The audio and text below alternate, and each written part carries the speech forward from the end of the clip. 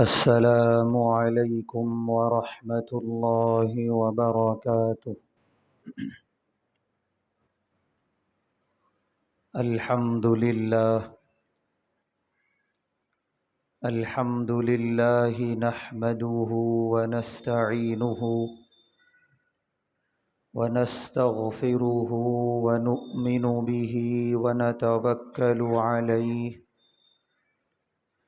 ونعوذ باللہ من شرور انفسنا ومن سیئات اعمالنا من يهده الله فلا مضل له ومن يضلله فلا هادي له ونشهد أن لا إله إلا الله وحده لا شريك له ونشهد أن سيدنا ونبينا وحبيبنا ومولانا محمدا عبده ورسوله أما بعد قال الله تبارك وتعالى في القرآن الكريم أعوذ بالله من الشيطان الرجيم بسم الله الرحمن الرحيم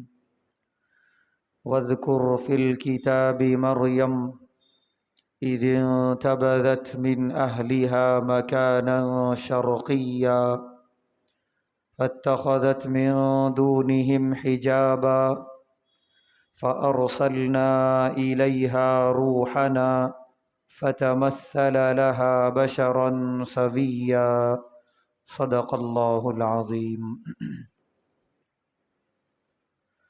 ہر طرح کی تعریف اور حمد و ثنا اللہ بزرگ و برتر کے لائق ہے، جس کا کوئی شریک نہیں، جس کا کوئی ساجی اور ہمسر نہیں، جو ہمیشہ سے ہے اور ہمیشہ رہے گا۔ لاکھوں درود و سلام نازل ہوں ہم سب کے پیارے آقا، پیارے حبیب احمد مجتبیٰ محمد مصطفیٰ صلی اللہ علیہ وسلم پر، اور آپ کے تمام صحابہ اور اہل بیت پر۔ محترم حضرات، دنیا میں جتنے مذاہب ہیں، ہر مذہب اپنے ماننے والوں کو سال میں کوئی نہ کوئی دن ایسا دیتا ہے کہ جس دن کو وہ بطور عید کے منائیں، اس دن خوشیاں منائیں، اللہ تعالیٰ کی نعمتوں سے مستفید ہوں۔ جیسے ہمارا مذہب اسلام ہمیں عیدیں عطا کرتا ہے، عید الفطر اور عید الاضحیٰ، کہ ان عیدوں میں ہم سراپا اللہ تبارک و تعالیٰ کے شکر گزار بن کر خوشیاں منائیں، اللہ کی نعمتوں سے مستفید ہوں، عمدہ سے عمدہ لباس پہنیں، عمدہ سے عمدہ غذائیں کھائیں۔ یہ ایک انسانی فطرت ہے اور انسانی تقاضا ہے کہ انسان کے اندر اللہ تعالیٰ نے دونوں صلاحیتیں رکھی ہیں، غم کی بھی اور خوشی کی بھی۔ غم کے مواقع تو آتے رہتے ہیں، خوشی خاص طور سے مذہب نے دی، اللہ اور اس کے رسول صلی اللہ علیہ وسلم نے۔ بالکل اسی طرح دنیا میں اور بھی بڑے بڑے مذاہب ہیں کہ جو لوگ اپنی اپنی عید مناتے ہیں، اپنے اپنے خوشیوں کے دن مناتے ہیں۔ انہی مذاہب میں ایک بہت بڑا مذہب ہے عیسائی مذہب، جو لوگ حضرت عیسیٰ علیہ السلام کے ماننے والے ہیں۔ وہ لوگ بھی اس مہینے کی 25 تاریخ کو، ماہ دسمبر کی 25 تاریخ کو ایک عید کا دن مناتے ہیں، جسے ساری دنیا والے کرسمس ڈے کے نام سے جانتے ہیں۔ چونکہ وہ قوم اس وقت سب سے بڑی ہے دنیا میں مادیت کے اعتبار سے، ورنہ بڑا مذہب تو اسلام ہے الحمدللہ، لیکن تعداد میں وہ زیادہ ہیں دنیا کے اندر، اور ان کا جو کلچر ہے مغربی کلچر، مغربی تہذیب، وہ اس وقت پوری دنیا پر غالب ہے۔ ساری دنیا کے مذاہب والے بغیر عقل کا استعمال کیے ہوئے اس قوم عیسائیت کے غلام بنے ہوئے ہیں۔ تو نتیجہ یہ ہو گیا اس وقت کہ یہ تہوار خالی اس مذہب کا نہیں رہا بلکہ سارے مذاہب کا ہو گیا۔ دنیا میں وہ کون سا ملک ہے جس ملک میں یہ تہوار نہیں منایا جاتا؟ اور حد تو یہ ہو گئی کہ اس میں بہت آگے نظر آ رہے ہیں کچھ سالوں سے مسلمان بھی، کہ ان کی مذہبی تقریبات میں شریک ہونا، ان کو اس موقع پر اس عید کی مناسبت تحفے تحائف دینا، انہیں مبارکبادیاں دینا اور ان کی مبارکبادیاں وصول کرنا، جو کہ سراسر اسلام کے خلاف ہے۔ باتیں ابھی آپ کے سامنے آئیں گی۔ آئیے پہلے ہم یہ دیکھتے ہیں کہ یہ تہوار کیا ہے، اس کی حقیقت۔ خود قرآن نے، اللہ تعالیٰ نے اس کی پوری تفصیل بیان کی ہے، اور اللہ تعالیٰ نے بڑے اہتمام سے بیان کیا حضرت عیسیٰ علیہ السلام اور ان کی والدہ حضرت مریم علیہ السلام کا واقعہ۔ تو لہذا آئیے آج قرآن کی آیات کی روشنی میں اس واقعات کو سنتے ہیں، جس سے خود سمجھ میں آ جائے گا کہ اس دن کی حقیقت کیا ہے اور اس تہوار کی حقیقت کیا ہے، اور اس واقعات سے ہمارے لیے کیا پیغامات ہیں۔ قرآن میں اللہ نے فرمایا کہ اللہ نے پہلے ہی ارادہ کیا تھا کہ وَجَعَلْنَاهَا وَابْنَهَا آیَةً لِلْعَالَمِينَ۔ حضرت مریم علیہ السلام اور ان کے بیٹے حضرت عیسیٰ علیہ السلام، ان دونوں کو پورے عالم کے لیے ایک نشانی بنائیں، ان دونوں کو پورے عالم کے لیے ایک سبق بنائیں کہ لوگ جب ان کی زندگی میں، ان کی پیدائش میں، دیگر ان کے اور بھی امور میں غور کریں تو اس بات پر پہنچیں کہ اللہ تبارک و تعالیٰ کی ذات ہے جو پوری کائنات چلا رہی ہے۔ اللہ تبارک و تعالیٰ کسی سبب کے محتاج نہیں ہے، فعال لما یرید ہیں، وہ جب چاہتے ہیں جو چاہتے ہیں کرتے ہیں۔ یہ صاف طور پہ ان پورے واقعات سے یہ بات نکل کر سامنے آتی ہے۔ چنانچہ سورہ آل عمران، جو ایک بڑی سورہ ہے قرآن کریم کی، اس میں اللہ تعالیٰ نے ان واقعات کے ابتدائی مراحل کو ذکر فرمایا کہ حضرت مریم علیہ السلام، جن کی والدہ کا نام کتابوں میں لکھا جاتا ہے حمنہ، اور ان کے والد کا نام ہے عمران، جن کے نام سے پوری سورہ ہے سورہ آل عمران، اور اسی سورہ میں اللہ نے یہ سارا ذکر کیا ہے۔ حضرت عمران اللہ کے بڑے نیک بندے، بڑے صالح بندے، اور فلسطین میں واقع مسجد اقصیٰ کے امام تھے، اور اسی مسجد کے ذمہ دار اور پورے قوم بنی اسرائیل کے نبی تھے حضرت زکریا علیہ السلام۔ یہ دونوں بیک وقت تھے وہاں پر، نبی تھے حضرت زکریا علیہ السلام، لیکن حضرت عمران نبی نہیں تھے مگر اللہ کے بڑے برگزیدہ بندے، بڑے ولی صفت بندے تھے۔ ان کی اہلیہ حضرت حمنہ، قرآن میں اللہ ذکر فرما رہے ہیں کہ حضرت حمنہ کے بطن میں حضرت مریم کی تخلیق ہو رہی تھی، یعنی گھر میں اگلے کچھ دنوں میں ولادت ہونے والی تھی کہ حضرت عمران کا انتقال ہو گیا۔ حضرت مریم کے بارے میں ان کی والدہ حضرت حمنہ نے نظر مانی، رب انی نذرت لک ما فی بطنی محررا فتقبل منی، اے بار الہا میرے بطن سے جو پیدائش ہونے والی ہے، جو میری اولاد ہونے والی ہے، میں اسے آپ کے نام وقف کر دوں گی۔ یہ عیسائی اور اس سے پہلے والے مذاہب میں یہ دستور تھا، یہ طریقہ تھا کہ کوئی چاہتا اپنی کسی اولاد کو اللہ کے نام پہ وقف کرنا تو یہ اس کی اجازت تھی۔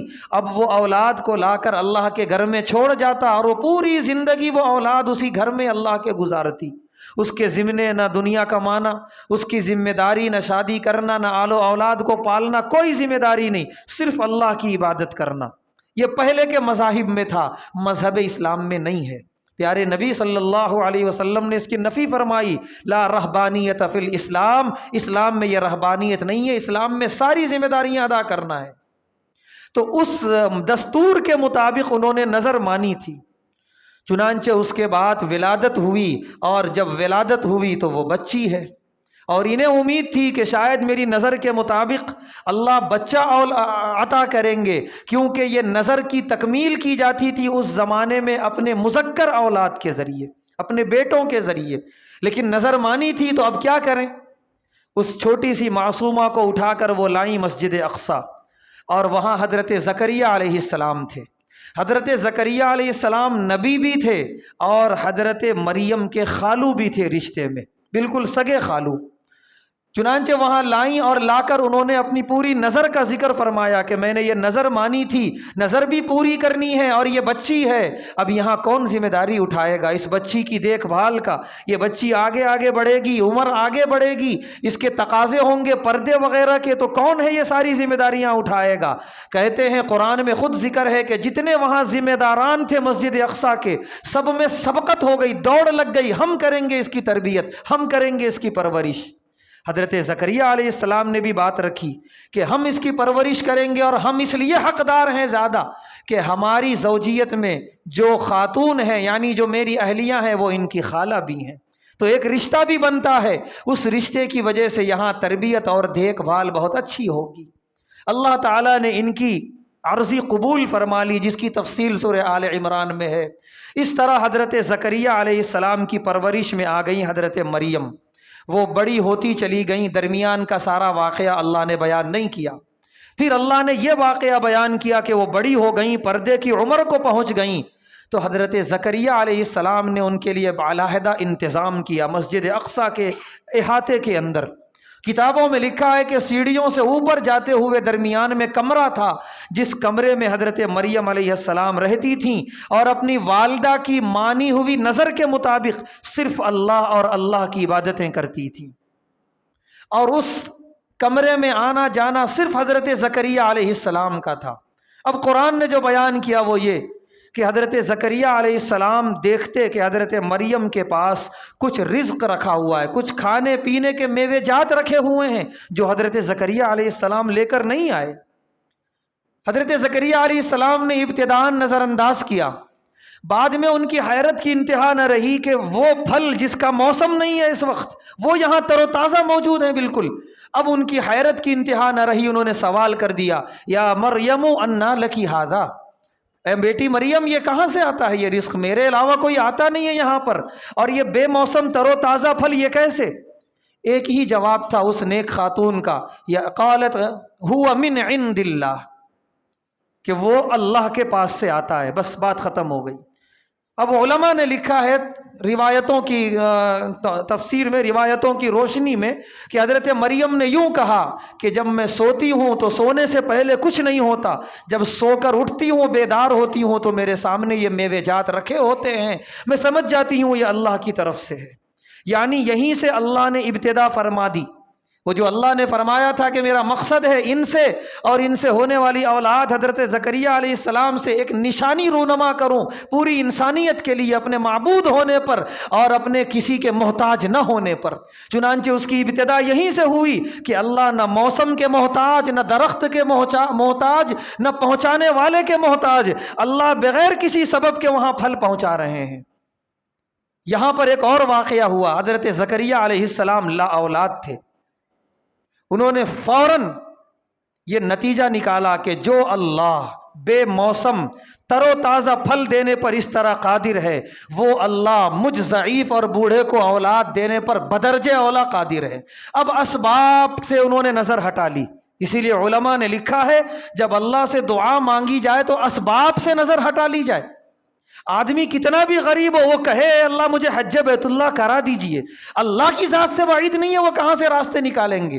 اگر اسباب پہ غور کرے، ابھی میری کمائی اتنی کہاں ہے، میں کیسے وہاں پہنچوں گا، تو وہ پھر اس کا توکل بہت کمزور ہے اللہ پر۔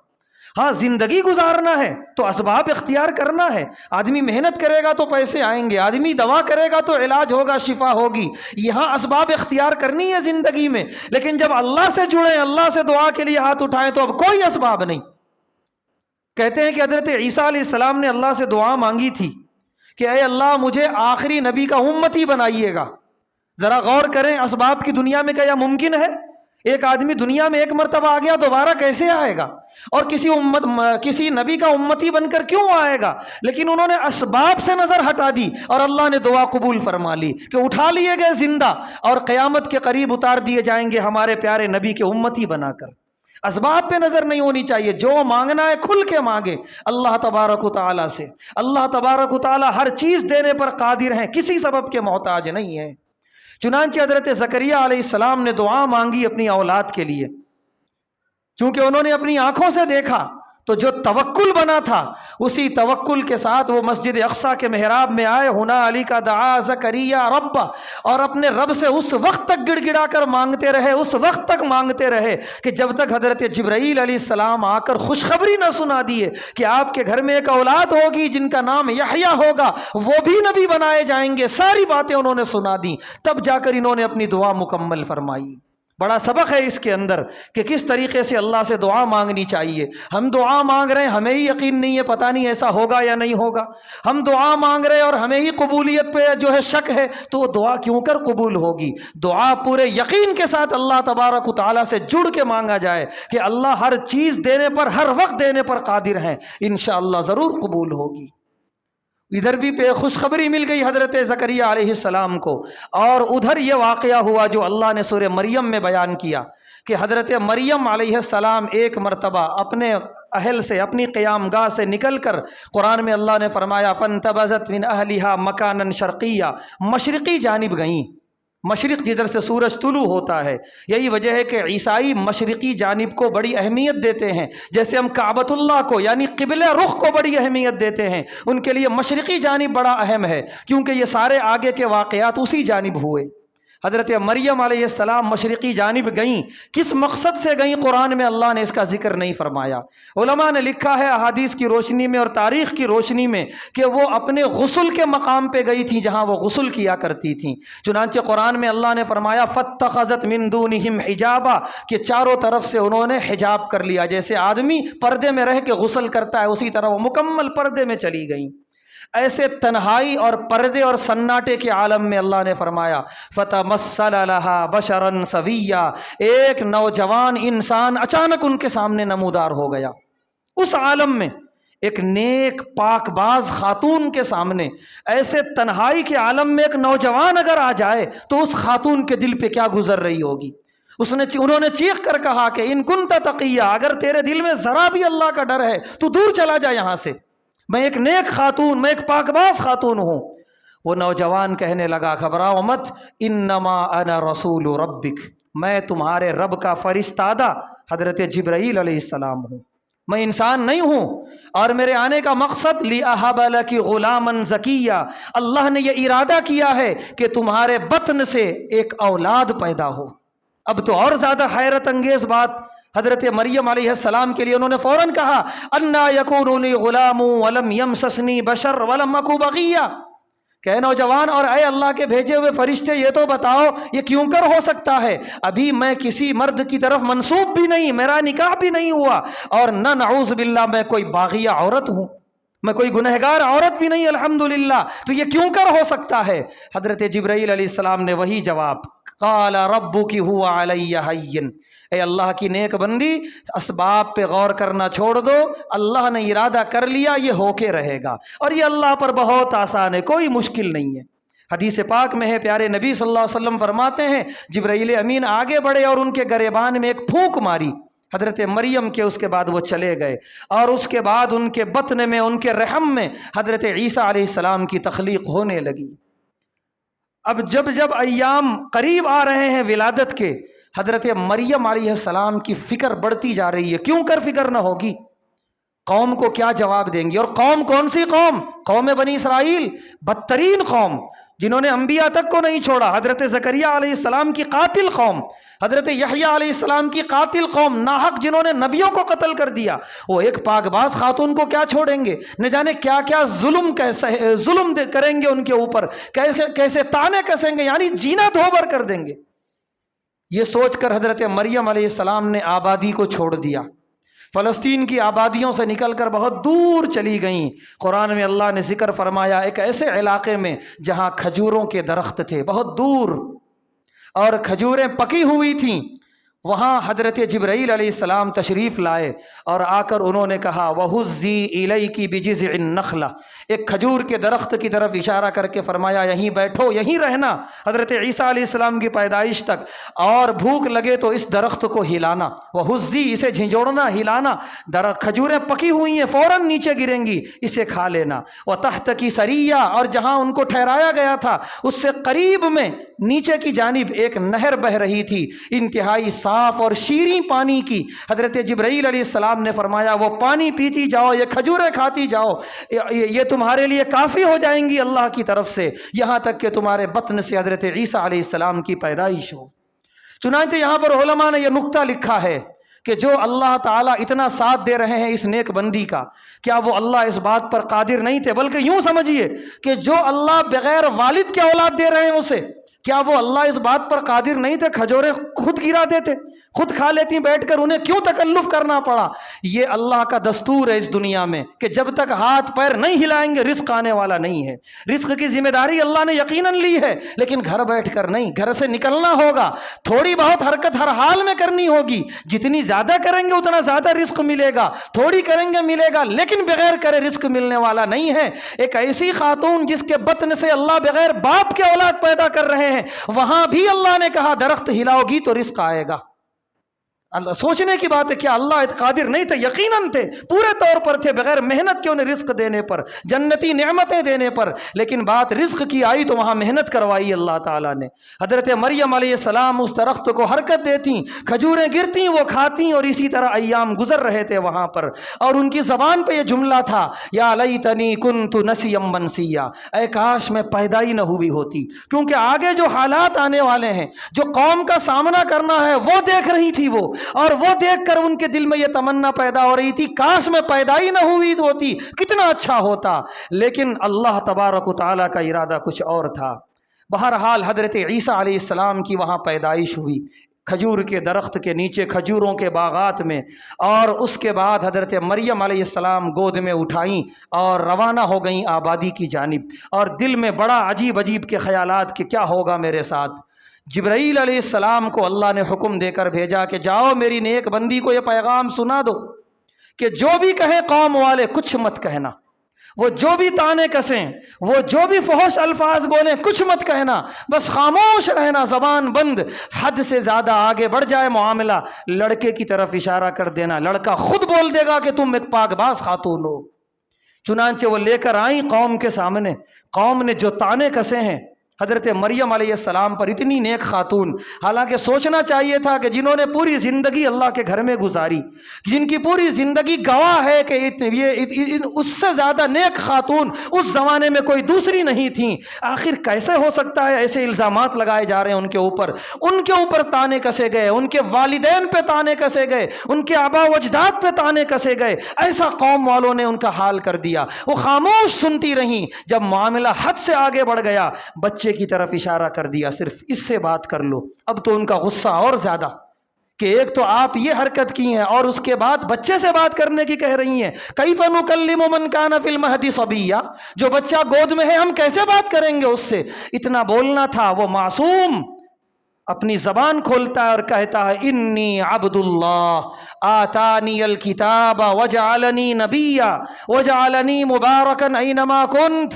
واوصانی بالصلاة والزکاة ما دمت حیا وبرا بوالدتی ولم یجعلنی جبارا شقیا۔ یہ سارے الفاظ حضرت عیسیٰ علیہ السلام کے اس وقت ہیں جب ابھی ان کی ولادت ہوئی، نومولود ہیں اور ابھی ماں کی گود میں ہیں۔ انہوں نے کہا میں اللہ کا بندہ ہوں، سب سے پہلا جملہ عیسیٰ علیہ السلام کا اس روئے زمین پر، میں اللہ کا بندہ ہوں۔ آج پوری عیسائی قوم کہہ رہی ہے نعوذ باللہ وہ خدا اور خدا کے بیٹے ہیں۔ آنے والے 2 دن میں جو کرسمس ڈے منایا جائے گا یہ اسی جشن میں کہ خدا کا بیٹا اس زمین پر آیا تھا، نعوذ باللہ۔ خالص شرکیہ تہوار ہے یہ، خالص کفریہ تہوار ہے یہ، اس میں شرکت کرنا، مبارکبادی دینا، مبارکبادی قبول کرنا، یہ سب شرک پر تعاون ہے، حرام ہے، اس سے اپنے آپ کو بچانا ہے۔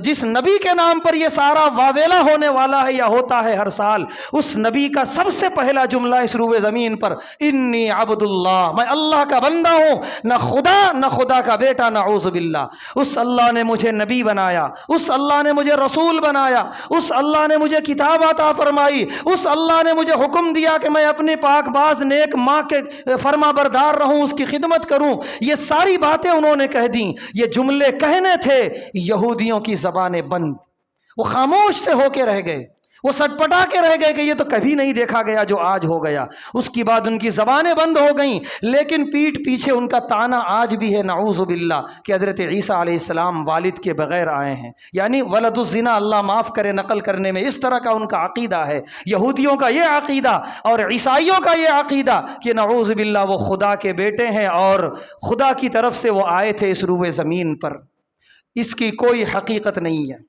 اب یہاں پر ہمیں یہ معلوم کرنا ہے سب سے پہلی بات کہ عیسیٰ علیہ السلام کے دنیا سے اٹھا لیے جانے کے بعد 500 سال تک پوری عیسائی قوم میں کوئی نہیں جانتا تھا عیسیٰ علیہ السلام کی پیدائش کب ہوئی ہے۔ 500 سال کے بعد جب پورا مذہب ان کے ہاتھوں کا کھلونا بن گیا، کتابوں میں انہوں نے جو چاہے تحریف کر دی، جب جو چاہے گڑھ لیا، جو چاہے مٹا دیا اپنی مرضی سے، پورا مذہب انہوں نے تباہ و برباد کر دیا، تو اس وقت جو یہ نئی نئی چیزیں گڑھ رہے تھے اس میں ان کو یہ خیال آیا کہ کیوں نہ اس بات کے بارے میں ہم تحقیق کریں کہ ہمارے نبی یعنی عیسیٰ علیہ السلام کی پیدائش کا دن کب ہے، اس دن ہم خوب جشن منائیں گے اور عید منائیں گے۔ اس کے بعد اب یہ لوگ تحقیق کے لیے بیٹھے، ان کے الگ الگ راہبوں نے، الگ الگ عالموں نے الگ الگ تحقیق کی۔ کسی نے ثابت یہ کیا کہ جنوری کا مہینہ تھا، کسی نے ثابت یہ کیا کہ دسمبر کا مہینہ 25 تاریخ تھی، کسی نے کوئی اور تاریخ ثابت کی، اور ہر کوئی اپنے اپنے تاریخ سے جشن مناتا تھا۔ لیکن اس کے بعد آہستہ آہستہ 25 تاریخ والا غلبہ پایا اور دوسرے تاریخ والا مغلوب ہو گیا۔ ایسا نہیں ہے ختم ہو گیا، آج بھی عیسائی تھوڑے ہیں جو اس دن کو کرسمس ڈے نہیں مانتے، بلکہ جنوری کے مہینے میں مناتے ہیں، کچھ اکتوبر کے مہینے میں مناتے ہیں، لیکن وہ بہت تھوڑے ہیں۔ اکثریت یہ ہے، تو غالب یہ ہو گیا 25 تاریخ کا۔ قرآن کریم کی روشنی میں تمام مسلمانوں کا اور تمام مسلم علماء کا یہ سوال ہے عیسائی قوم سے، بتاؤ ماہ دسمبر میں پوری دنیا کے کس درخت میں کھجوریں لگتی ہیں؟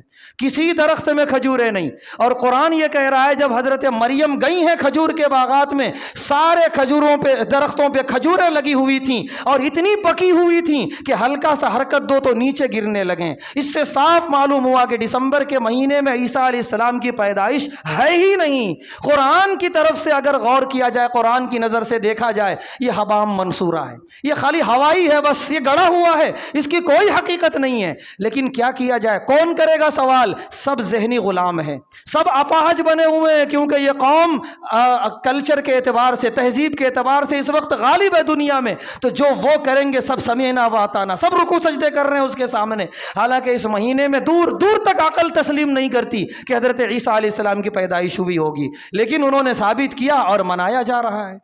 اس کے بعد کچھ 200-300 سال گزرنے کے بعد جرمن کا ایک بہت بڑا راہب گزرا ہے، عیسائی پادری، اس نے یہ تحقیق کی، بلکہ یہ بات گڑھی کہ جب حضرت مریم کے بطن سے حضرت عیسیٰ علیہ السلام کی پیدائش ہوئی تو حضرت مریم جو کھجور کے درخت کے ساتھ رہتی تھیں، یعنی جس کے پاس رہتی تھیں، اس درخت نے بڑا ساتھ دیا، وہی درخت کی کھجوریں کھاتی تھیں، اسی کے سائے میں دن میں آرام کرتی تھیں۔ کیوں نہ اس پیدائش کے دن ایک درخت بھی لگایا جائے، ایک درخت بھی بنایا جائے، اور تھا وہ درخت کھجور کا۔ قرآن خود کہہ رہا ہے، پیارے حبیب صلی اللہ علیہ وسلم خود فرما رہے ہیں، اور یہ کرسمس ٹری کے نام پہ جو درخت لگا رہے نہ جانے کون سا ہے، وہ تو کھجور کا درخت دور دور تک نہیں ہے۔ جب انسان عقل سے گڑھنے لگتا ہے تو ایسی حرکتیں ہوتی ہیں۔ حقیقت کچھ تھی اور ہو رہا ہے کچھ، اور کرسمس ٹری کے نام پہ نہ جانے کیا کیا جو ہے دنیا میں کیا جاتا ہے، وہ جھاڑ بنایا جاتا ہے، اس میں لائٹیں لگائی جاتی ہیں، اس میں الا اور بلا سب ہوتا ہے، جبکہ اس کی کوئی حقیقت ہی نہیں ہے۔ حضرت عیسیٰ علیہ السلام کی روح کو بھی نہیں معلوم وہ درخت کیا ہے اور کیوں ہمارے نام کے ساتھ اسے منسوب کیا گیا۔ تو یہ سب جو ہے حبام منصورہ ہے، ہوائی ہے، یہ پورا کا پورا تہوار، یہ سب بالکل غلط ہے، تاریخ کی روشنی میں بھی اور قرآن کی روشنی میں تو سراسر غلط ہے۔ حضرت عیسیٰ علیہ السلام انبیاء کی فہرست میں بڑے زاہد نبی مانے جاتے ہیں، بہت بے رغبتی دنیا سے، بالکل بے رغبت تھے دنیا سے۔ ویسے سارے انبیاء ایسے ہوتے ہیں، لیکن حضرت عیسیٰ علیہ السلام کے اندر کچھ زیادہ بے رغبتی تھی، اور اس کو عیسائی بھی مانتے ہیں۔ یہی وجہ ہے کہ ہم نے دیکھا ہوگا جو وہ اپنے خیال سے تصویر بناتے ہیں عیسیٰ علیہ السلام کی، وہ سولی پہ لٹکائی ہوئی جو ان کا جسم بناتے ہیں، تو صرف ایک چادر میں لپٹے ہوئے ہیں حضرت عیسیٰ علیہ السلام۔ احرام کی طرح ایک چادر ہوتی ہے جس میں وہ لپٹے ہوئے ہوتے ہیں۔ وہ خود مانتے ہیں کہ ہمارے جو نبی تھے بڑے سیدھے سادے تھے، بڑے بزرگ اور بڑے زاہد، دنیا سے بے رغبت، اور یہ حقیقت بھی ہے۔ لیکن بڑا عجیب تماشا یہ ہے، اتنے دنیا سے بے رغبت، اتنے دنیا سے آرام اور آسائش سے بالکل دور نبی حضرت عیسیٰ علیہ السلام، اور ان کی پیدائش کے دن اتنی عیاشیاں ہوتی ہیں، اتنی تباہی مچائی جاتی ہے۔ خود انہی لوگوں کا سروے ہے کہ جتنی شراب کرسمس ڈے کی رات میں پی جاتی ہے پورے سال میں نہیں پی جاتی پوری دنیا کے اندر۔ دو تاریخ ہے جس تاریخ دنیا میں سب سے زیادہ شراب پی جاتی ہے، پہلے نمبر یہ کرسمس کا ہے، اور دوسرا نمبر اگلے ہفتے آ رہا ہے وہ دن 31 دسمبر کی رات جس کو نیا سال کہا جاتا ہے۔ یہ دو راتوں میں جتنی شراب پی جاتی ہے پوری دنیا میں پورے سال میں کبھی نہیں پی جاتی۔ ایک ایسے نبی جنہوں نے اتنا دور رکھا اپنے آپ کو آرام و آسائشوں سے، اس کے نام پر ایسا گناہ، ایسی عیاشی اور ایسی اوباشیاں کی جاتی ہیں، یہ سراسر دھبا ہے حضرت عیسیٰ علیہ السلام کی شخصیت پر۔ وہ گریبان پکڑیں گے کل میدان آخرت میں، ان عیسائیوں کا بھی اور ان لوگوں کا بھی جو ان کی تقریبات میں شرکت کرتے تھے، خوشی کا دن سمجھ کے خوشیاں مناتے تھے، اس دن گریبان پکڑیں گے کہ میں نے زندگی کیسی گزاری اور میرے نام پہ تم کیا یہ واہیات حرکتیں کیا کرتے تھے۔ تو از سر نو یعنی از اول تا آخر یہ سب کا سب غلط ہو رہا ہے، ان کے نام پر یہ سب کچھ گناہ ہی گناہ ہو رہا ہے۔ اسی لیے اس دن جتنا ہو سکے ہم اپنے آپ کو ایسے تہواروں اور تقریبات سے دور رکھیں۔ آگے بڑھ کر مبارکبادی دینا، فقہا نے لکھا ہے شرک میں شرکت ہے، کوئی ضرورت نہیں ہے مبارکبادی دینے کی۔ ادھر سے مبارکبادی دے رہا ہے کوئی عیسائی، ہمیں خاموش رہنا ہے، مسکرا دیں بس، اس سے زیادہ نہیں، جواب نہیں دینا ہے تمہیں بھی مبارک یا سیم ٹو یو جو کہا جاتا ہے، یہ بھی برابر کی شرکت ہے۔ شرک کے اندر اللہ کے پاس گناہ کبیرہ لکھا جائے گا، اس کی بھی اجازت نہیں ہے۔ ہاں کبھی بعض لوگ یہ کہتے ہیں کہ بہت قریبی ہے ہمارا، اگر کچھ نہ کہیں تو دشمنی پیدا ہو جائے گی۔ علماء نے لکھا ہے کہ پہلے تو بچنا ہے ہر حال میں، لیکن بہت مجبوری ہے ایسا جواب دو کہ جو عام ہو، بالکل اس کا اس عید سے، اس تہوار سے کوئی تعلق نہ ہو۔